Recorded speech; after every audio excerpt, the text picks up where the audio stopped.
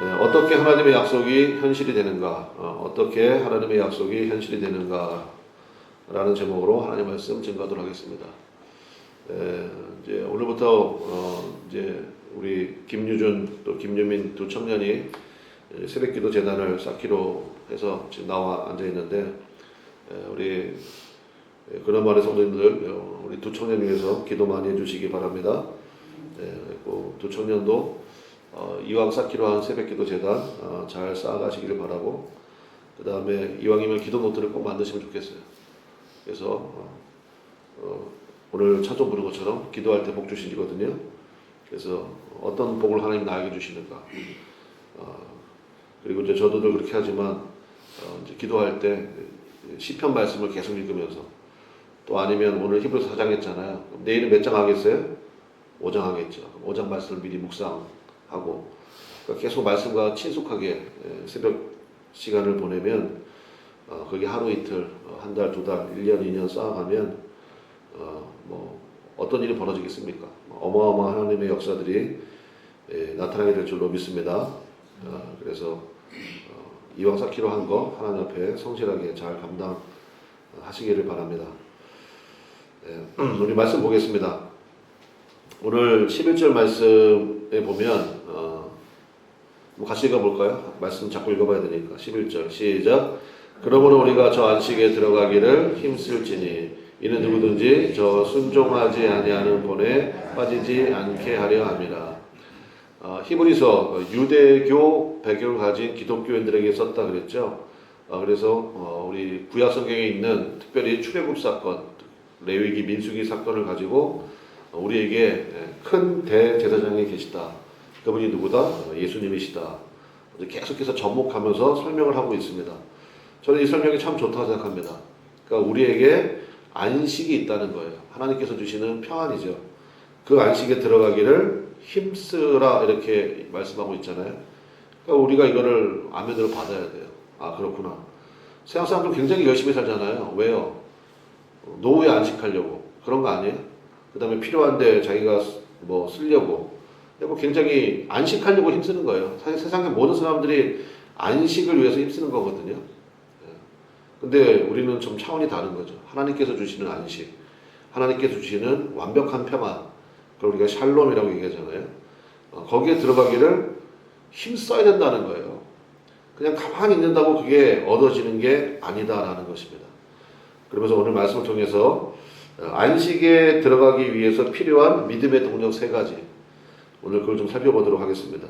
첫 번째는 뭐냐면 약속의 믿음이 결부되어야 된다라는 것입니다. 그래서 기도 노트가 있으면 왜 좋으냐면 이런 것들을 좀 정리해 놓는 거예요. 요약하는 힘이 있어야 되거든요. 그래서 어디 가서 뭐 강의를 듣든지 뭘 하든지 할 때 요약하는 힘이 딱 있어야 돼요. 그냥 들을 때는 알 것 같지만 지나고 나면은 모르거든요. 그래서 이제 기도 노트가 있으면 믿음의 동력 3가지가 필요하구나. 첫 번째 뭐다, 두 번째 뭐다, 세 번째 뭐다, 딱딱 정리되어 있고 나중에 그것만 봐도 기도가 되거든요. 그래서 그런 것들을 준비하는 게 참 좋다고 생각합니다.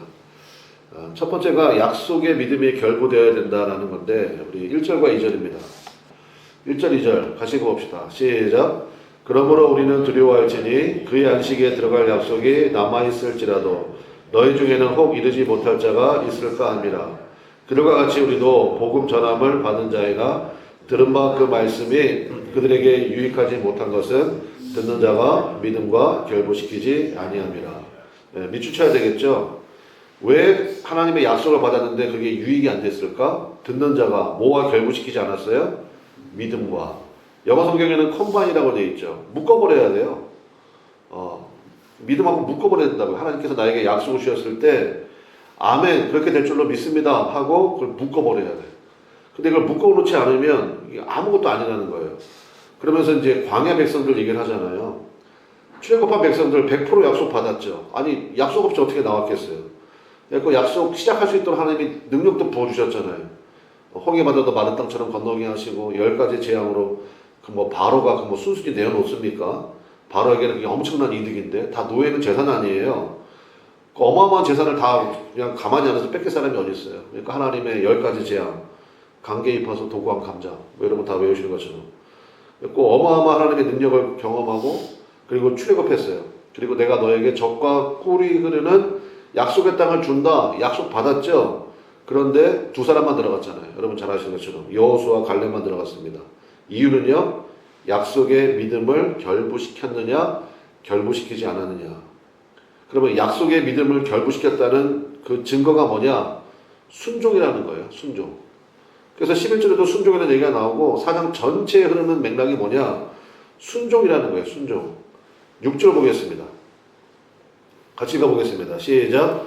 그러면 거기에 들어갈 자들이 남아있거니와 복음 전함을 먼저 받은 자들은 뭐하지 아니하므로 순종하지 아니하므로 말미암아 들어가지 못하였으므로. 순종이라는 거예요. 그러면 이제 여러분 마음속에 4장 읽을 때 세 가지 도식이에요. 하나님께서 먼저 약속을 주셔야 돼요. 이게 스타트예요. 약속 주셨어요? 그러면 뭐가 결부시켜야 돼요? 믿음과 묶어버려야 돼요. 믿음과 묶었다는 것은 뭐로 나타나요? 순종으로 나타나요.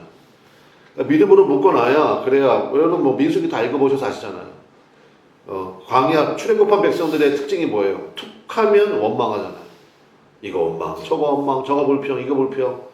그리고 자꾸 그냥 애굽으로 돌아가자고 그러고, 순종이 없어요, 순종이. 믿음으로 결부시킨 사람은요, 하나님께서 반드시 이루실 줄로 믿습니다. 역사하실 줄로 믿습니다. 하고, 어떤 상황에서도 순종한다고요. 감사하고. 그러니까 여호수아 갈렙은 그거를 잘했다는 거예요. 제가 요즘에 운동하고 있습니다. 이제 거기서 선생님들이 뭐 가끔 조언도 주시고 그러는데, 그런 얘기 하시거든요. 목사님, 이렇게 30분만 운동하시면 원하는 감량이 됩니다. 제가 아멘 그랬어요. 감량이 됩니다. 약속 받았죠. 제가 아멘 했어. 믿음을 결부시켰어. 그러면 그 다음에 뭐 해야 돼요? 순종해야죠. 30분만 하려잖아. 그럼 30분 해야지. 그 전문 트레이너가 약속도 줬고 내가 아멘도 했는데 운동을 안 해. 예. 가셔야 되겠죠? 운동을 안 해. 그러면은 새벽에도 우리 권사님 고민하시더라고. 가야 될까요? 말아야 될까요? 그럼 왜 나한테 물어봐? 본인이 순종해야지. 그리고 운동을 해야 되잖아요. 그 순종을 할 때 하나님의 역사가 나타나거든요. 그러니까 이게 모든 삶의 원리도 마찬가지라는 거예요. 우리가 예배가 왜 중요합니까? 예배가 이게 세 가지가 다 들어있는 거거든요. 예배의 속성이 뭔데요? 예배가 약속받는 시간이에요. 하나님의 말씀 통해서 약속 받잖아요. 이런 말씀이 있었나? 막 은혜가 되잖아요. 약속 받는 거거든요. 근데 은혜 받았어. 그리고 끝나버리면 그거 아무것도 아니라고요. 거기에 뭐를 결부시켜야 돼요? 믿음을 결부시켜버려야 돼요. 하나님 그렇게 될 줄로 믿습니다. 오늘 나에게 주신 말씀인 줄로 믿습니다. 그래서 딱 붙들어 버려야 돼요. 붙들었어요? 그럼 그 다음부터 뭐 해야 됩니까? 순종해야죠. 그 방향으로 가야죠. 그럴 때 약속이 현실이 된다고요. 하나님의 약속이 현실이 되는 은혜가 임하게 된다는 것입니다. 구약 성경에 희년 약속이 있죠. 희년은 몇 년에 한 번씩 하는 겁니까? 50년이거든요. 그러니까 7년씩 7년씩 그리고 7년씩 7번 했으니까 7에 49잖아요. 49하고 그 다음 해가 희년이에요. 희년은 다 풀어주는 거예요. 원위치예요. 원위치. 원위치로 돌아가는 해. 그게 희년이거든요. 그 희년을 지키라는 명령이 있습니다. 그럼 생각해 봅시다. 내가 하나님 앞에 희년을 지키겠다 그러면요. 실질적으로 이때 하나님의 말씀이 뭐냐면 일하지 말라는 거예요. 내가 너에게 필요한 모든 것들을 공급해 주겠다. 일하지 말라. 안심해라. 이런 거거든요. 그 제가 희년을 묵상하다 보니까 그러려면 이 말씀대로 살려면요. 3년을 쉬는 거예요. 3년을. 왜냐? 안식년에 아무것도 안 하잖아요. 땅에 파종도 안 해요. 그냥 내비둬요. 그러면 이제 거기서 자연적으로 나오는 거 가지고 먹고 사는 거예요. 그럼 안식년, 77에 49니까 49년에 쉬었죠. 50년 희년이니까 쉬죠. 그 다음에는 뭐 파종도 안 했는데 뭐가 나오겠어요? 그러니까 그 다음에도 사실은 쉬는 거랑 마찬가지잖아요. 봄에 뿌려가지고 가을에 거둘 거 아니에요. 그러니까 3년을 쉬는 거예요. 실질적으로는 내가 희년을 지키겠습니다 라고 하나님께 서약하는 순간 실질적으로는 3년을 쉬는 거잖아요. 근데 이스라엘 백성들이 희년을 한 번도 못했거든요. 왜 못했느냐? 믿음이 없는 거예요. 그러면 3년 동안은 뭐 먹고 살아? 그래서 못했어요. 희년이라는 것을 해본 적이 없어요. 이스라엘 백성들이. 예. 그거는 뭐 천국 가서나 하는 거라고 그러고 뭐 이런 뭐 그런 얘기 하거든요. 여러분이 믿음을 결부시켜 보십시오. 3년을 쉬어도 하나님이 공급하신다는 믿음이 우리 마음에 딱 있으면. 그러니까 여러분 생각해 보세요. 우리가 인생이 뭐 80에서 90이잖아요. 그러면 희년은 평생에 딱 한 번 경험하는 거예요. 그래서 저는 이 말씀을 묵상하다가 내가 평생에 한 번 희년을 지킬 수 있겠구나. 그러면 희년의 믿음을 가지고 3년 정도 내가 하나님 앞에 헌신할 수 있는가? 저는 이제 요즘에 그 기도하고 있거든요. 그러니까 하나님 앞에 온전히 헌신의 마음으로 3년 정도의 시간을 보내는 것. 참 의미 있다고 생각합니다. 그러니까 뭐든지 간에 하나님의 약속, 이게 성경 말씀에는 게 약속이잖아요. 근데 그 약속이 밭에 감춘 부활을 발견하는 것처럼 내가 믿음으로 바라보면 그게 전부 다 나의 약속이 되잖아요. 뭐 영화 제목도 그런 거 있잖아요. 뭐 월터의 뭐 상상은 현실된다 뭐 그런 거였나? 저는 말씀에서 나온 것 같아요. 그 영화 제목도. 하나님의 약속이 얼마나 많이 있습니까? 근데 그 말씀이 내가 믿음이 결부가 안 되니까 이거는 아브라함 얘기고 이건 다니엘 얘기고 이거는 뭐 어떻게 이렇게 살아? 그러면서 다 쳐내려 버리는 거예요. 그러니까 맨날 자아만 충만한 거지. 그래서 두 번째가 뭐냐? 믿음의 동력. 말씀으로 자아가 죽어야 된다는 거예요. 한번 따라 합시다. 말씀으로 자아가 죽어야 된다. 자아가 죽는다는 게 뭐냐? 내가 죽어야지. 이놈의 성질이 죽어야지. 그게 아니고요. 자아가 죽는다는 게 뭐냐면 말씀으로 깨지는 걸 의미하는 거예요. 무슨 얘기냐? 성경 말씀을 읽잖아요. 이렇게 말씀을 듣잖아요. 믿음은 들으면서 나는데 그러면 말씀하고 내 생각이 충돌할 때가 있습니다. 선포된 말씀하고 내 가치관이 충돌할 때가 있어요. 그때 말씀을 선택하는 것, 그게 자아가 죽는 거예요. 그러니까 말씀에 대한 분별도 있어야 되겠죠. 뭐 아무 말씀이나 다 아멘 하면 어떻게 해요? 그러니까 그래서 말씀이 내 안에 충만해야 된다고요. 말씀이 내 안에 충만해. 그래야 구별이 되지. 요즘에 뭐죠? 그 보이스피싱, 뭐 캄보디아 사건들 이런 거 보면 여러분 참 이해가 안 되지 않습니까? 그래가지고 나라에서 어렵게 구출해 왔잖아. 근데 그 사람들 지금 뭐 한대요? 또 간대요 거기를. 자기는 수익이 난다는 거야. 그게 말이 되냐고. 이 땅에서도 한 달에 1,000만 원 벌기 얼마나 어려워. 근데 뭐 그 나라 최빈국에 속하는 그 나라 가가지고 1,000만 원을 번다고? 얼마나 등을 쳐먹길래 1,000만 원을 벌겠어. 그 생각을 못 하는 거예요, 그 사람들은. 그러니까 그런 사람들은 그걸 믿음을 결부시켜버려가지고 간다고 그러잖아요. 그러니까 처음부터 기본적인 말씀이 없기 때문에 그런 거예요. 그래서 평상시에 내 안에 말씀을 많이 쌓아놔야 돼. 그리고 하나님께서 말씀을 주실 때 그게 말씀에 부합되는지를 확인해야 되고, 그리고 그럼에도 불구하고 내 생각하고 충돌할 때 있거든요. 그때는 말씀을 선택하는 거예요. 아브라함이 평상시에 이거 못했거든요. 아브라함이 하나님 말씀 들어도 반만 순종하기도 하고 불순종하기도 하고. 근데 그런 경험을 통해서 하나님 말씀은 나에게 가장 선하고 아름답구나. 그런 고백이 딱 섰을 때 하나님께서 독자 이삭을 내가 내게 지시하는 땅에 가서 산에 가서 나에게 번제를 바쳐라.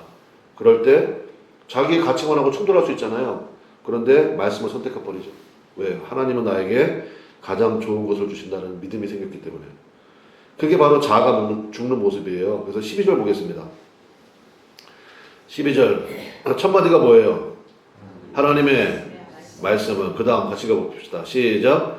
살아있고 활력이 있어 좌우의 날선 어떤 검보다도 예리하여 혼과 영과 및 관절과 골수를 찔러 쪼개기까지 하며 또 마음의 생각과 뜻을 판단하시나니. 뭐가요? 하나님의 말씀이. 하나님 말씀은요 너무너무 부드러워요. 하나님 말씀은요 솜사탕 같아요. 그렇게 표현 안 하고 있죠. 하나님 말씀은 어떻대요? 살아있고요 활력이 있고요 좌우의 날선 어떤 검보다도 예리하대요. 예리한 날이 한쪽에만 있어도 그 만만치 않은데 양쪽에 날이 있다는 거예요. 하나님 말씀이 내 폐부를 찌르는 순간 어떤 일이 벌어지겠습니까? 혼과 영감이 관절과 갈수. 이게 뭐예요? 나의 모든 생각, 가치관 다 부서지게 된다는 거예요. 말씀 만나야 돼요. 말씀 만나야 내 안에서 진정한 존재론적인 혁명이 일어나죠. 그때부터 하나님 말씀이 들리기 시작하고 그때부터 비로소 순종이 되는 거예요. 그래서 뭐 간혹 그런 경우 있습니다. 말씀 들으면요 너무너무 아플 때가 있어요. 왜요? 당연하지. 내 자아가 죽는 건데. 나는 평생 그렇게 믿고 살아왔는데 하나님의 말씀을 정통으로 만나는 순간 이게 깨지거든요. 뭐 당연히 아파요. 충돌이 있고요. 어떨 때는 몸살 나는 경우도 있어요. 너무너무 아프다고. 나 지금 평생 뭐하고 살았나? 막 허탈한 마음이 들기도 하고 막 그럴 때도 있거든요. 그게 말씀의 능력이라는 거예요. 그 말씀 만나야 돼요. 그 말씀 만나게 될 때 하나님의 역사가 비로소 시작된다는 것입니다. 그러니까 말씀 들을 때 반응이 참 천양지차죠. 사도행전 보면 그게 극명하게 나오잖아요. 베드로가 설교했습니다. 말씀 듣고 마음에 찔려가지고요. 하루에 5천 명이 회개하고 돌아왔대요. 스데반 집사가 설교했습니다. 설교를 얼마나 잘했는지 설교 전문이 성경에 실려 있잖아요. 베드로 설교는 요약되어 있는데 스데반 설교는 전문이 실려 있어요. 성경에.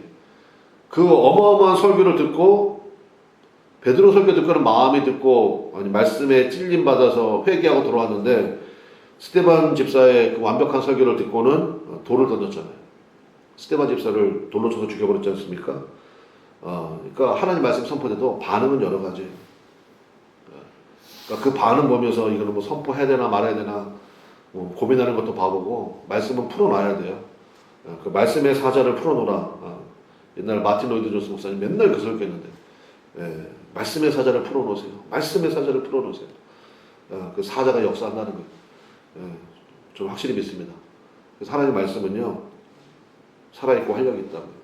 때로는 좌우의 날선 어떤 검보다도 예리해요. 그러니까 그 말씀으로 내 자아가 처리돼야 돼요. 마지막 세 번째는 뭐냐? 은혜의 보좌 앞으로 나가서 기도하라는 거예요. 16절이죠. 같이 읽어보겠습니다. 시작. 그러므로 우리는 긍휼하심을 받고 때를 따라 돕는 은혜를 얻기 위하여 은혜의 보좌 앞에 담대히 나아갈 것이니라. 이게 마지막 세 번째 동력이에요. 우리 힘으로 말씀도 받았어. 내가 믿음도 결부시켰어. 근데 순종이 자연스럽게 돼요? 안 돼요? 안 되죠. 안 돼요. 우리 날마다 고민하거든. 한다고 그랬다가도 안 할 때 많이 있고 은혜 받았습니다 해놓고서는 그 다음에 다 은혜 까먹고 막 이럴 때 있거든요. 방황하고 그럴 때 어떻게 되느냐? 16절을 붙들어야 돼요. 긍휼하심을 받아야 되거든요. 그 다음에 때를 따라 돕는 은혜. 전 이 말씀 되게 좋아해요. 헬라 원문에 유카이로스. 카이로스 여러분 많이 들어보셨죠? 시간이라는 거예요. 근데 그 앞에 유가 붙으면 좋은 시간이라는 뜻이에요. 좋은 시간. 유앙겔리온. 천사란 뜻이야. 복음. 안겔리온이 천사거든요. 근데 유앙겔리온. 복음. 마찬가지로 때를 따라 돕는 은혜. 유카이로스. 그러니까 너의 삶에 진짜 좋은 시기가 온다. 그러니까 은혜의 보좌 앞에 담대히 나아가라. 제가 읽지 않았지만 14절부터 15절까지 은혜의 보좌 앞에 나가면 누가 있는데 큰 대제사장이 계신다. 우리의 중보자 되신 예수님이 계신다. 그분이 너를 위해서 기도해 주신다. 아멘입니까? 아멘이에요. 됐고 세 가지 정리합시다. 약속의 믿음에 결부돼야 되고요. 말씀으로 내 자아가 처리돼야 되고 그 다음에 은혜의 보좌 앞에 나가서 기도하라는 거예요. 그럴 때 하나님께서 내게 주신 약속이 현실이 된다는 것입니다.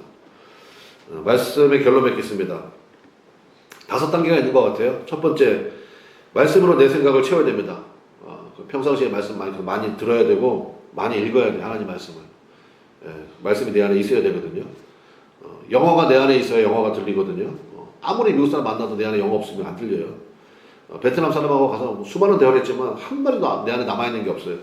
내 안에 베트남어가 없거든. 남질 않아요. 그러니까 말씀으로 내 생각을 채워야 됩니다. 두 번째, 하나님 약속이 주어질 때 그럴 때 믿어집니다. 믿음을 결부시키는 거예요. 세 번째, 순종의 힘이 필요하다고 그랬죠. 은혜의 보좌 앞에 나가서 간구해야 돼요. 그러면 네 번째, 중보자 되시는 예수님께서 보혜사 성령님을 통해서 순종이 되어지도록 이끌어 가실 거예요. 순종할 마음도 주시고 능력도 주시고. 그럼 마지막 다섯 번째, 약속이 현실이 됩니다. 하나님의 약속이 이루어진다고요.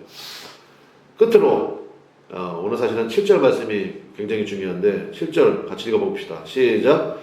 오랜 후에 다윗의 글에 다시 어느 날을 정하여 오늘이라고 미리 이같이 일렀을 때 오늘 너희가 그의 음성을 듣거든 너희 마음을 원고하게 하지 말라 하였나니.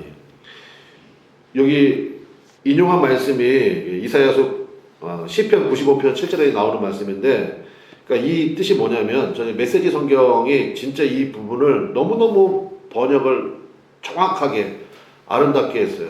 뭐라고 했느냐 읽어드릴게요. 오늘로 날짜를 조종하시며 끊임없이 약속을 갱신해 주십니다. 그게 오늘이라는 뜻이에요. 나 그때 하나님 약속 주셨는데 나 그때 못 지켰는데 그럼 이제 나는 무효가 됐나? 아니라는 거예요. 오늘로 날짜를 조정해 주시면서 끊임없이 약속을 주신다는 거예요. 정확한 번역이에요. 정확한 번역. 그래서 제가 우리 교회 입구 써놨잖아요. 오늘, 지금, 여기. 예. 그러니까 안 되는 사람들은 자꾸 옛날에 그때 왕년에 왕년에 은혜 받은 얘기, 왕년에 기도원에서 오늘 뭐 했냐고. 오늘. 그게 중요한 거지. 왕년에 그렇게 은혜 받았는데 지금 뭐 하고 있어?